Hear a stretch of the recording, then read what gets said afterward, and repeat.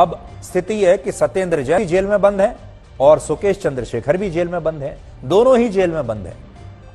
हालांकि अब आप ये सोचिए कि अगर सत्येंद्र जैन जेल मंत्री रहते हुए किसी अपराधी से 10 करोड़ रुपए लेकर उसे जेल में सारी सुविधाएं उपलब्ध करवा सकते हैं, तो जब वो खुद तिहाड़ जेल में बंद हैं तो उन्हें कैसी कैसी सुविधाएं मिलती होंगी। यानी सत्येंद्र जैन खुद तिहाड़ जेल में है और तिहाड़ जेल में बैठे बैठे वो सुकेश चंद्रशेखर जैसे ठग से वसूली भी कर रहे हैं और उसे सुविधाएं भी दिलवा रहे हैं। तो अंदाजा लगाइए खुद उनके पास कितनी बड़ी बड़ी सुविधाएं होंगी जेल में। इस पर मीडिया में हाल ही में कुछ रिपोर्ट्स भी प्रकाशित हुई थी, जिसमें यह कहा गया था कि सत्येंद्र जैन को इस समय तिहाड़ जेल में तमाम तरह की सुविधाएं मिल रही हैं, ऐसा ईडी ने आरोप लगाया था। और इस दौरान वो वहां अपने केस के अहम गवाहों से उन्हें जेल में ही बुलाकर उनसे मुलाकात करते हैं और इस मामले को प्रभावित कर रहे हैं। और सबसे अहम बात, जेल में उन्हें उनके सेल में नियमित तौर पर हर दिन कुछ कैदियों द्वारा फुट मसाज दी जाती है, बॉडी मसाज दी जाती है और हेड मसाज भी दी जाती है और तमाम सुविधाएं उन्हें दी जाती हैं। अब मैं आपको थोड़ा सा ये चिट्ठी दिखाता हूं।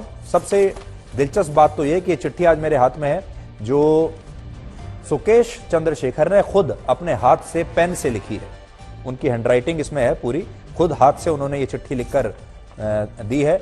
अभी जो आपकी स्क्रीन पर है ये तो उनके वकीलों ने जो टाइप करके दिया है एलजी साहब को, ये वो कॉपी है। लेकिन मैं जो आपको दिखा रहा हूं ये उनके हाथ से लिखी हुई चिट्ठी है।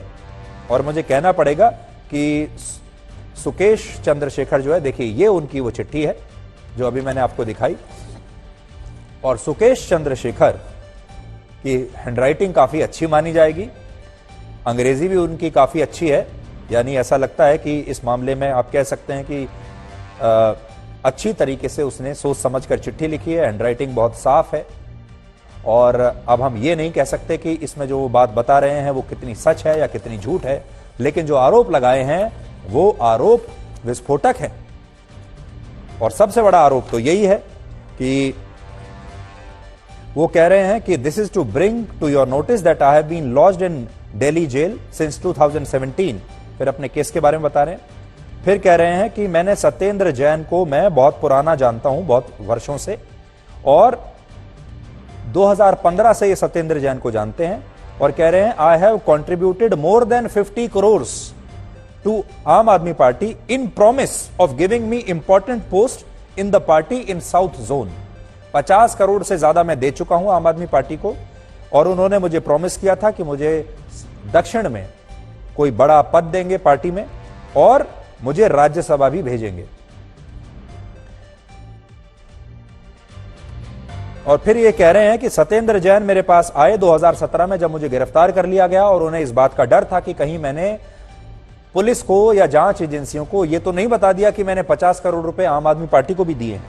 और फिर वो ये कहते हैं कि उन्होंने मुझसे पैसे ऐंठने शुरू किए और वो कहते हैं कि उन्होंने मुझसे कहा कि 2 करोड़ रुपए हर महीने तुम्हें देने होंगे अगर तुम जेल में सुरक्षित रहना चाहते हो और जेल में तमाम सुविधाएं लेना चाहते हो।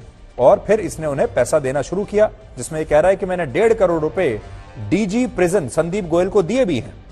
फिर ये कहते हैं कि उसके बाद उन्होंने मुझे 2 से 3 महीने में 10 करोड़ रुपए मुझसे ले लिए और ये पैसा कोलकाता में उन्होंने कलेक्ट करवाया किसी चतुर्वेदी के जरिए।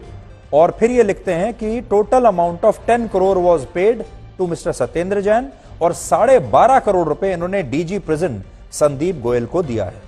फिर कहते हैं कि during recent investigation by ED I had disclosed about DG prison and also the racket run by DG and jail administration.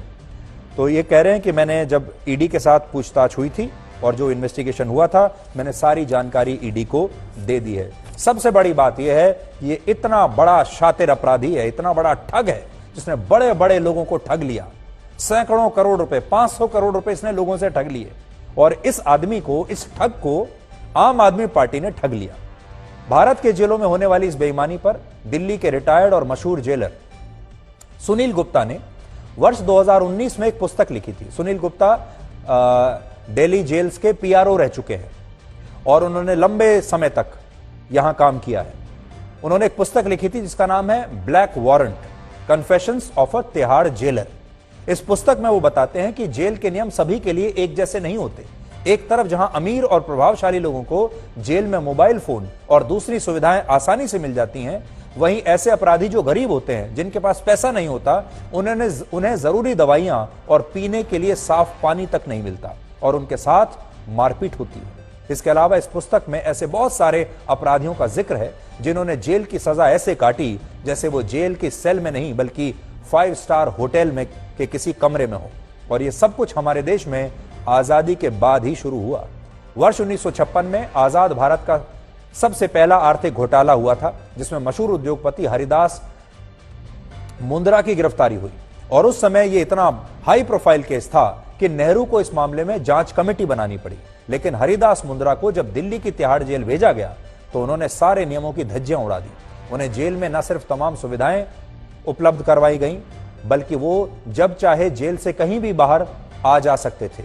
और जेल की सजा के दौरान उन्होंने कई बार कोलकाता का, उस समय कलकत्ता का दौरा किया और वहां वो आराम से छुट्टियां मनाकर फिर वापस तिहाड़ जेल आ जाते थे। सोचिए, एक कैदी जेल से निकलकर कलकत्ता तक हो आता है, छुट्टी मना लेता है और फिर वापस जेल में आ जाता है और किसी को पता नहीं चलता। आपको याद होगा जब अरविंद केजरीवाल 2015 में मुख्यमंत्री बने, तब उन्होंने भ्रष्टाचार और बेईमानी को बहुत बड़ा मुद्दा बनाया था और दिल्ली के लोगों से कहा था कि अगर उनसे कोई सरकारी अफसर या मंत्री रिश्वत मांगे या कहीं कोई भ्रष्टाचार करे तो वो एक टोल फ्री नंबर पर फोन करके इसकी जानकारी दे सकते हैं। लेकिन सच यह है कि आज उन्हीं की सरकार पर भ्रष्टाचार के गंभीर आरोप हैं और उन्होंने अब भी सत्येंद्र जैन को सरकार से हटाया नहीं है। वो सत्येंद्र जैन जो मनी लॉन्ड्रिंग के मामले में पिछले 6 महीने से तिहाड़ जेल में बंद हैं। और यहां बात सिर्फ सत्येंद्र जैन की नहीं है। हाल ही में दिल्ली के उप मुख्यमंत्री मनीष सिसोदिया से भी सीबीआई ने शराब घोटाले के मामले में पूछताछ की थी और दिल्ली के कई मंत्रियों और विधायकों पर भी भ्रष्टाचार के आरोप लग चुके हैं। इनमें से कई अरेस्ट भी हो चुके हैं, जेल में रह चुके हैं। यानी केजरीवाल की सरकार की ईमानदार छवि को लेकर आज कई सवाल खड़े होते हैं, क्योंकि जब केजरीवाल आए थे राजनीति में तो वो ईमानदारी को ही अपना सबसे बड़ा मुद्दा बनाकर आए थे।